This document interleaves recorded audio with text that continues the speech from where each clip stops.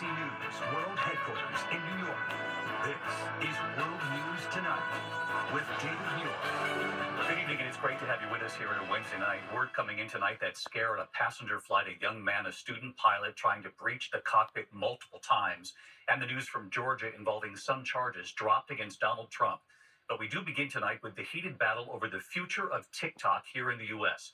170 million users here in this country. Tonight, the House, by an overwhelming majority, Democrats and Republicans, passing a measure to ban the Chinese-owned app here in the U.S. unless TikTok is sold to an American company within 6 months. The move sparking strong reaction from TikTok users, some protesting outside the Capitol, many arguing it's not just dancing videos and viral clips. Some say it's their livelihood, their business. TikTok fighting back tonight, a heavy lobbying effort on the Hill. But tonight, why does TikTok look so different in China than it does here in the U.S.? Why are there more restrictions, more protections for young people in China than in the U.S.?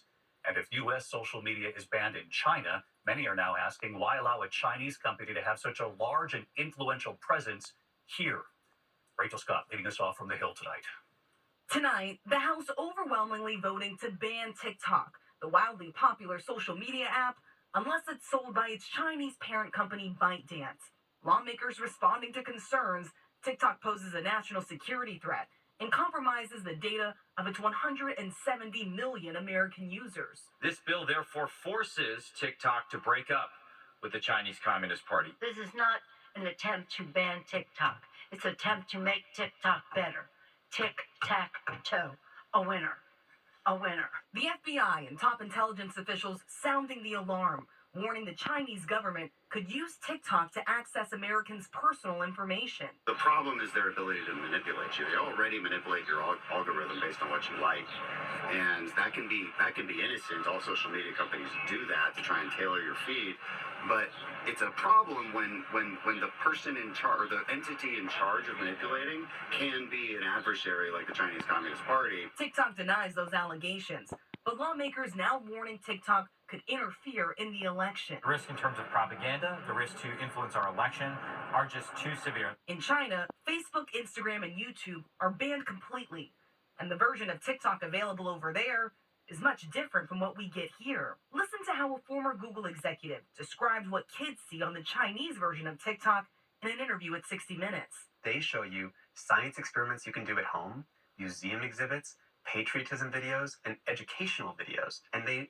make their domestic version a spinach version of TikTok, while they ship the opium version to the rest of the world. TikTok pushing back hard. A fierce lobbying effort on Capitol Hill.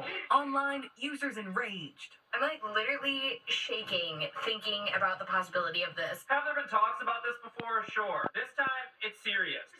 We spoke with Brandon Hurst, who uses TikTok to promote his plant business. My whole business would be devastated. Yeah, I would lose the opportunity to connect with millions of people on a regular basis, and the community that I've worked really hard to build would be gone.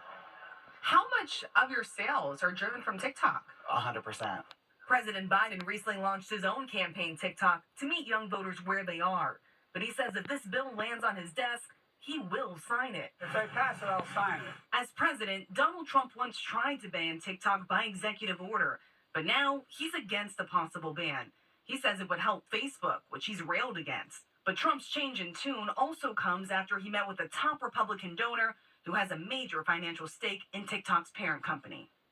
A lot to track there as well. Let's get right to Rachel Scott live up on the Hill tonight. Rachel, you heard the president there in his campaign. Obviously, they're on TikTok as well, as you pointed out, trying to reach younger voters. But the president, very clear, he says he's ready to sign this bill if the Senate passes it as well. Yes, David, and even with the president's support, there are no signs that the Senate will move quickly. Senate Majority Leader Chuck Schumer says they only plan to review this legislation. And tonight, China responding, blasting this move, insisting that it will only backfire on the U.S. But again, David, the version of TikTok that's available in China is largely educational and far different from what's available here in the U.S. David. A lot of strong opinions, but that's a very important point, Rachel. Thank you. We turn now to the breaking news.